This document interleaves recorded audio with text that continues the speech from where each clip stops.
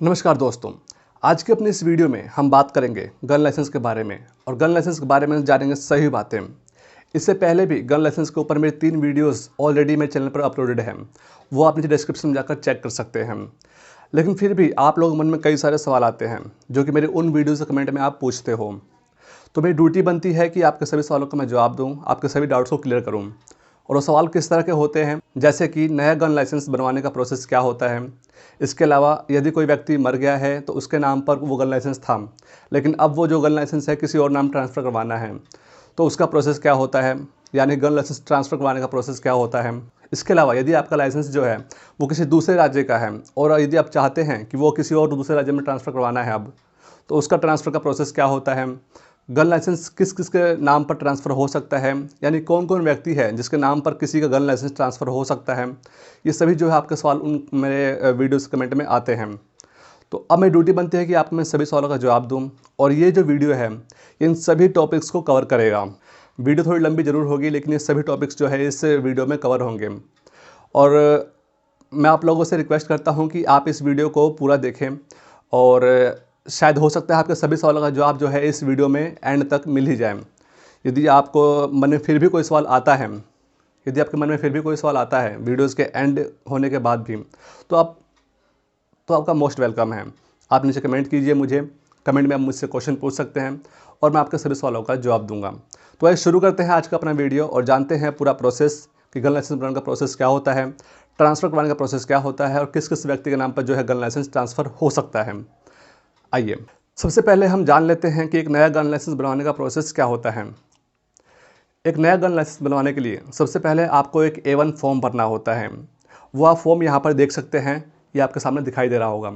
ये फॉर्म आपको भरना होता है, ये A1 फॉर्म है। इसमें क्या क्या भरना होता है, तो इसमें भरना होता है आपको अपनी पर्सनल डिटेल, जैसे कि आपको अपना नाम, अपने माता पिता का नाम, अपनी उम्र, अपना एड्रेस, अपना आधार नंबर, अपना पैन कार्ड का नंबर, आप क्या काम करते हैं वो आपको इसमें लिखना होता है, आपके एरिया का पुलिस स्टेशन कौन सा है वो भी आपको इसमें लिखना होता है। इसके अलावा यदि आपके खिलाफ़ कोई कानूनी कार्रवाई हो रखी है या फिर आपके खिलाफ़ कोई FIR हो रखी है या फिर आपके ऊपर कोई अटैक हो रखा है, वो भी आपको इसमें मेंशन करना होता है। और ये सारा काम आप ऑनलाइन भी कर सकते हैं, यानी कि जो फॉर्म है ये आप ऑनलाइन भी भर सकते हैं। इसके अलावा आपका जन्म स्थान है और आपका जो एड्रेस है, जो प्रेजेंट एड्रेस है और जो परमानेंट एड्रेस है, वो दोनों ही आपको इसमें भरना होता है। और कब से वहाँ आप रह रहे हैं फ़िलहाल में जहाँ पर आप रह रहे हैं, और जो आपका परमानेंट एड्रेस है वहाँ पर कब से रह रहे हैं, ये सारा कुछ आपको इसमें भरना होता है। इसके अलावा आपको कुछ एडिशनल डिटेल आपको बतानी होती है, जैसे कि पर्पज़, आपको किस पर्पज़ से गन लाइसेंस चाहिए, आप गन लाइसेंस क्यों लेना चाहते हैं, ये आपको इसमें बताना होता है। और ध्यान रखें इस बात का कि आपको कोई भी झूठी जानकारी इसके अंदर नहीं देनी है। यदि आप ऐसा करते हैं तो हो सकता है आगे आपको नुकसान करे। इसके बाद आपको एक ट्रेनिंग सर्टिफिकेट देना होता है, जो कि S1 फॉर्म के रूप में अवेलेबल होता है। ये आपको आपके पुलिस डिपार्टमेंट से मिल जाएगा, जिस एरिया में आप रहते हैं वहाँ का जो पुलिस डिपार्टमेंट है वहाँ से आप ये S1 फॉर्म जो है ले सकते हैं पुलिस ट्रेनिंग का। इसके अलावा आपको एक अंडरटेकिंग देनी होती है S2 फॉर्म के रूप में, और इसमें क्या लिखना होता है कि इसमें लिखना होता है कि आप जो भी आपने ऊपर बताया है, जो भी जानकारी आपने दी है वो सारी बातें सच हैं, और यदि इसमें कोई झूठी जानकारी होती है तो वो आपके खिलाफ़ जो है कार्रवाई कर सकते हैं। ये होती है अंडरटेकिंग, जो कि S2 के फॉर्म में अवेलेबल होती है। इसके साथ साथ आपको एक मेडिकल सर्टिफिकेट देना होता है, जो कि S3 के फॉर्म के रूप में अवेलेबल होता है। ये आप स्क्रीन पर देख सकते हैं, ये है S3 फॉर्म जो कि मेडिकल सर्टिफिकेट का काम करता है। आइए अब बात करते हैं कि आपको लाइसेंस जो है वो कौन कौन सी गन का मिल सकता है। नंबर 1 हैंडगन, जिसमें हैंडगन में रिवॉल्वर और पिस्टल आती है। नंबर 2 शॉटगन और नंबर 3 एयर राइफल। ये 3 गन है जिनका लाइसेंस आपको मिल सकता है, लेकिन एक बात का ध्यान रखें कि आपको एक टाइम पर 2 गन के लिए ही लाइसेंस मिल सकता है, यानी 2 गन ही आप एक टाइम पर रख सकते हैं। इसके अलावा आप 3 गन जो है एक टाइम पर नहीं रख सकते।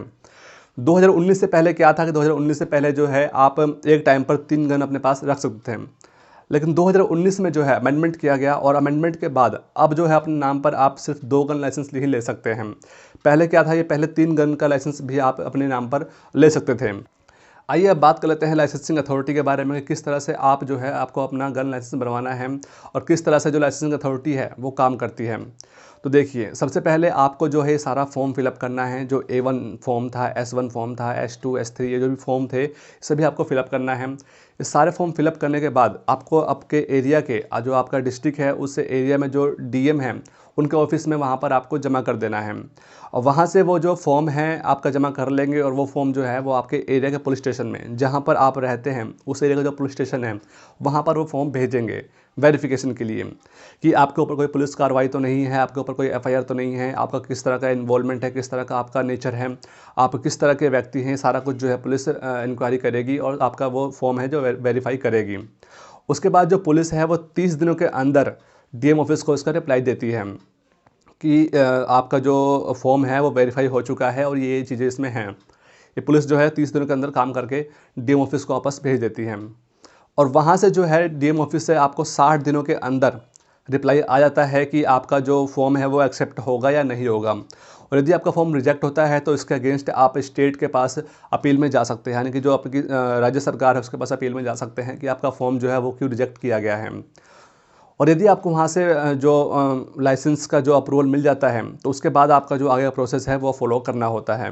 इस तरह से जो है 90 दिनों के अंदर आपके लाइसेंस का जो है फाइनल हो जाता है कि आपको लाइसेंस मिलेगा या नहीं मिलेगा। और यदि वो मना करते हैं तो इसके खिलाफ आप जा सकते हैं अपील में राज्य सरकार के पास, और यदि आपको मिल जाता है तो बहुत बढ़िया बात है। आइए अब हम बात करते हैं गन लाइसेंस के ट्रांसफ़र के बारे में कि जो गन लाइसेंस है वो ट्रांसफ़र कैसे होगा।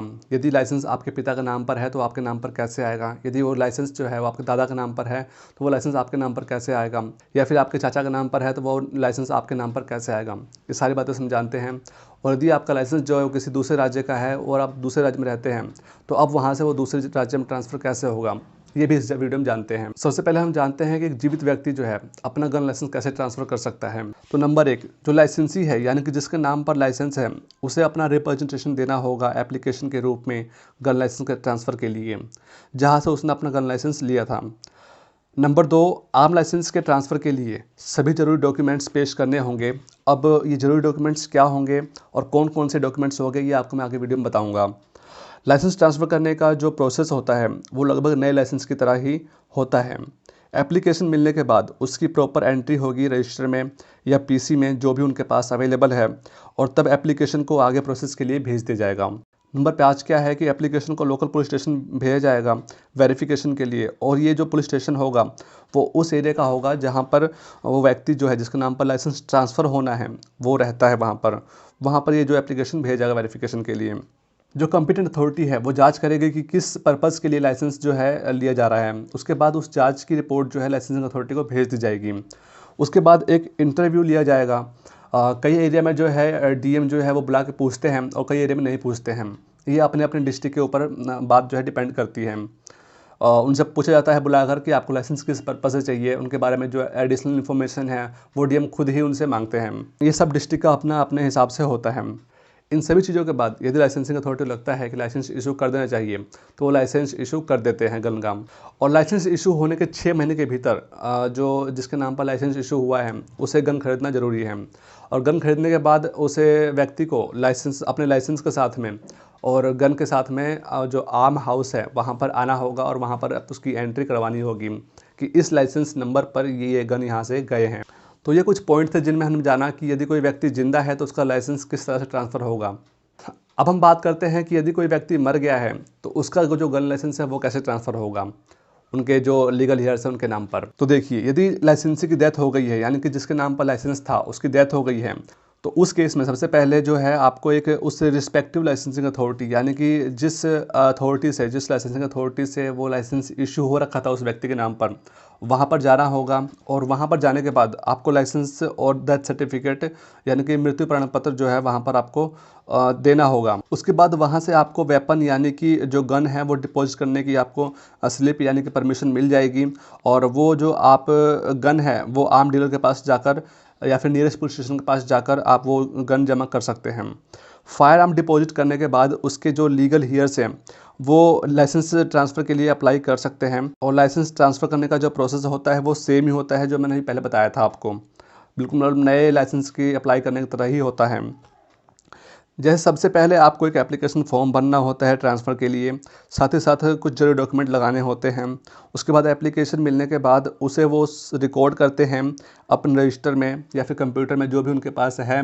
वेरिफिकेशन के लिए भेजते हैं पुलिस स्टेशन में, जो आपके नाम पर, जिसके नाम पर ट्रांसफ़र होना है। इसके अलावा सारा प्रोसेस जो है वो वही सारा प्रोसेस फॉलो होता है। कई राज्यों में ये आप जो है सारा कुछ ऑनलाइन भी कर सकते हैं, सीएस सेंटर पर जाकर या फिर ई सेवा केंद्र पर जाकर, और कई राज्यों में ये सारा कुछ जो काम है वो ऑफलाइन होता है। तो ये आपके राज्य के ऊपर डिपेंड करता है कि आप किस राज्य में हो, वहाँ पर किस तरह से काम ये सारा कुछ होता है। आइए अब जानते हैं कि डॉक्यूमेंट्स कौन कौन से चाहिए आपको एक गन लाइसेंस बनवाने के लिए। जरूरी डॉक्यूमेंट्स कौन कौन से चाहिए होते हैं। तो नंबर 1 एप्लीकेशन फॉर्म चाहिए होता है, जो कि आपको आपके डीएम ऑफिस से मिल जाता है या फिर जो आप ऑनलाइन भी निकाल सकते हैं। नंबर 2 एप्लीकेशन एक प्लेन पेपर पर, यदि लाइसेंसी जिंदा है तब, यानी कि जिसके नाम पर लाइसेंस है वो अगर जिंदा है तो उसका एक एप्लीकेशन चाहिए कि वो अपना गन लाइसेंस जो है ट्रांसफ़र कर रहा है। तीसरी बात, रीसेंट पासपोर्ट साइज फ़ोटो चाहिए। वैलिड आर्म लाइसेंस चाहिए, जो कि पहले से उस व्यक्ति के नाम पर है जो कि अपना ट्रांसफ़र कर रहा है। एड्रेस प्रूफ चाहिए, राशन कार्ड चाहिए, Aadhaar card, income tax return, PAN card, death certificate, यदि वो लाइसेंसी मर गया है, यानी कि जिसके नाम पर लाइसेंस था और यदि वो मर चुका है तो उसका डेथ सर्टिफिकेट भी चाहिए। आइए बात करते हैं कि किस किस व्यक्ति के नाम पर जो है लाइसेंस ट्रांसफ़र हो सकता है। यानी कि यदि कोई व्यक्ति मर गया है या फिर ज़िंदा है तो भी किस किस व्यक्ति नाम पर जो है लाइसेंस ट्रांसफ़र हो सकता है। तो देखिए, जो लाइसेंसी हैं, जो भी उसके बेटा बेटी हैं, उसके पोता पोती हैं, उसकी पत्नी है, उसके भाई है, उसके बहन है, दामाद या बहू है, इन सभी के नाम पर जो है गन लाइसेंस ट्रांसफ़र हो सकता है। इसमें कोई भी दिक्कत वाली बात नहीं है और ये सभी लोग जो है वो गन लाइसेंस ट्रांसफ़र अपने नाम पर करवा सकते हैं। यदि व्यक्ति मर गया है तो भी करवा सकते हैं, यदि व्यक्ति ज़िंदा है तो भी करवा सकते हैं। मैं उम्मीद करता हूँ कि अब आपके सभी सवालों का आपको जवाब मिल चुका होगा, और यदि आपके मन में फिर भी कोई अब डाउट रह गया है तो आप नीचे कमेंट कीजिए और मैं आपके सभी सवालों का जवाब दूँगा। फिर मिलेंगे मेरे को ऐसी ही वीडियो में।